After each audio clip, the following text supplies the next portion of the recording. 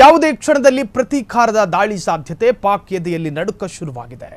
ಪಹಲ್ಗಾಮ್ ದಾಳಿ ನಂತರ ಭಾರತ ಪಾಕ್ ನಡುವೆ ಉದ್ವಿಗ್ನ ಪರಿಸ್ಥಿತಿ.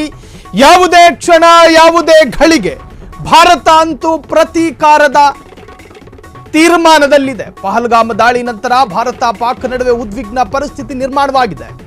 ಭಾರತೀಯ ಸೇನೆಯಿಂದ ಯಾವುದೇ ಕ್ಷಣದಲ್ಲಾದರೂ ಪ್ರತೀಕಾರದ ಕ್ರಮಕ್ಕೆ ಮುಂದಾಗಬಹುದು. ಈಗಾಗಲೇ ಕ್ರಿಯಾಶೀಲರಾಗಿರುವಂತಹ ಟೆರರ್ ಲಾಂಚ್ ಪ್ಯಾಡ್ ಮಾರ್ಕ್ ಮಾಡಿರುವ ಗುಪ್ತಚರ ಪಡೆ ಇದರ ಸುಳಿವರಿತು ಪಿಒಕೆಯಲ್ಲಿ ಟೆರರ್ ಲಾಂಚ್ ಪ್ಯಾಡ್ ಖಾಲಿ ಮಾಡಿಸುತ್ತಿರುವಂತಹ ಪಾಕ್, ಭಯೋತ್ಪಾದಕರನ್ನ ಆರ್ಮಿ ಶೆಲ್ಟರ್ ಬಂಕರ್ಗಳಿಗೆ ಶಿಫ್ಟ್ ಮಾಡುತ್ತಿರುವ ಪಾಕ್ ಸೇನೆ, ಪಿಒಕೆಯ ದುದ್ನಿಯಾಲ್, ಕೆಲ್ ಸರ್ದಿ, ಅತ್ಮುಖಮ್, ಜುರಾ, ಪಶ್ಚಿಮನ್, ಫಾರ್ವರ್ಡ್, ಕಹುತಾ, ಕೊಟ್ಲಿಯಂತಹ ಪ್ರಾಂತ್ಯಗಳಿಂದ ಉಗ್ರರು ಶಿಫ್ಟ್ ಆಗಿದ್ದಾರೆ. ಯಾವುದೇ ಕ್ಷಣದಲ್ಲಿ ಪ್ರತೀಕಾರ ದಾಳಿ, ಪಾಕ್ ಎದೆಯಲ್ಲಿ ನಡುಕ ಶುರುವಾಗಿದೆ. ಪಹಲ್ಗಾಮ್ ದಾಳಿ ನಂತರ ಭಾರತ ಪಾಕ್ ನಡುವೆ ಉದ್ವಿಗ್ನ ಪರಿಸ್ಥಿತಿ. ಭಾರತ ಪಾಕ್ ನಡುವೆ ಸುದೀರ್ಘ ಕಾಲದ ಶತ್ರುತ್ವ ಇದ್ದರೂ ಕೂಡ ಈ ಬಾರಿ ಪಾಕ್ ಮಾಡಿದ್ದು ಅಕ್ಷಮ್ಯ. ಭಾರತದ ಗಡಿ ನುಸುಳಿ ಭಾರತೀಯರನ್ನ ಅತ್ಯಂತ ಕ್ರೂರವಾಗಿ ಶೂಟ್ ಮಾಡಲಾಯಿತು. ಪೈಶಾಚಿಕ ಕೃತ್ಯವನ್ನು ಬೆಸಗಲಾಯಿತು. ಈಗ ಪಾಕಿಸ್ತಾನದವರು ಸರ್ಕಾರವೇ ಬಾಯಿ ಬಡ್ಕುತ್ತಾ ಇದೆ. ಸರ್ಕಾರವೇ ಬಾಯಿ ಬಡಿದುಕೊಳ್ಳುತ್ತಾ ಇದೆ. ಏನೇನೋ ಒದರುತ್ತಿದ್ದಾರೆ.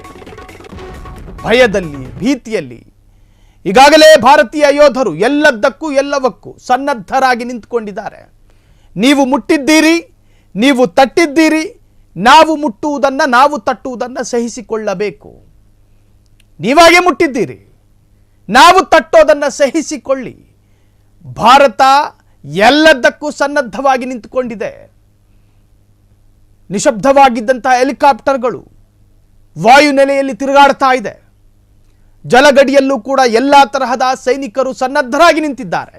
ಇನ್ನು ಭೂಗಡಿಯಲ್ಲೂ ಕೂಡ ಯಥೇಚ್ಛವಾದ ಸೈನಿಕರ ನಿಯೋಜನೆಗೊಂಡಿದೆ. ಯಾವುದೇ ಕ್ಷಣ, ಯಾವುದೇ ದಾಳಿಗೂ, ಯಾವುದೇ ಪ್ರತಿ ದಾಳಿಗೂ ಭಾರತ ಸನ್ನದ್ಧವಾಗಿ ನಿಂತುಕೊಂಡಿದೆ. ಕಾಶ್ಮೀರದ ಗಡಿ ಭಾಗ ಅತ್ಯಂತ ಸೂಕ್ಷ್ಮ ಭಾಗ ಅಂತ ಕರೆಸಿಕೊಳ್ಳುತ್ತೆ. ಆ ಗಡಿ ಭಾಗದಲ್ಲಿ ಯಥೇಚ್ಛವಾದ ಸೈನಿಕರ ನಿಯೋಜನೆಗೊಂಡಿದೆ. ಇದನ್ನರಿತ ಪಾಕಿಗಳು ಕೂಡ ಅಲ್ಲಲ್ಲಿ ಸೈನಿಕರನ್ನು ನಿಯೋಜನೆ ಮಾಡಲಾಗ್ತಾ ಇದೆ. ಎಷ್ಟು ನಿಯೋಜನೆ ಮಾಡಿದ್ರು 4.5 ಲಕ್ಷ ಸೈನಿಕರು, ನಮ್ಮಲ್ಲಿ 15.5 ಲಕ್ಷ ಸೈನಿಕರಿದ್ದಾರೆ. ಎಲ್ಲಿ ಯಾವ ತರಹದ ಕಟ್ಟೆಚ್ಚರವನ್ನು ವಹಿಸಬೇಕು ಎಲ್ಲ ವಿದ್ಯಾಭ್ಯಾಸವೂ ಕೂಡ ನಮ್ಮ ಸೈನ್ಯಕ್ಕಿದೆ. ಯಾವುದೇ ಕ್ಷಣ ಬೇಕಾದರೂ ಪ್ರತಿದಾಳಿಯಾಗಬಹುದು. ಈಗಾಗಲೇ ಭಯ, ಭೀತಿ, ನಡುಕದಲ್ಲಿದೆ ಪಾಕಿಸ್ತಾನ.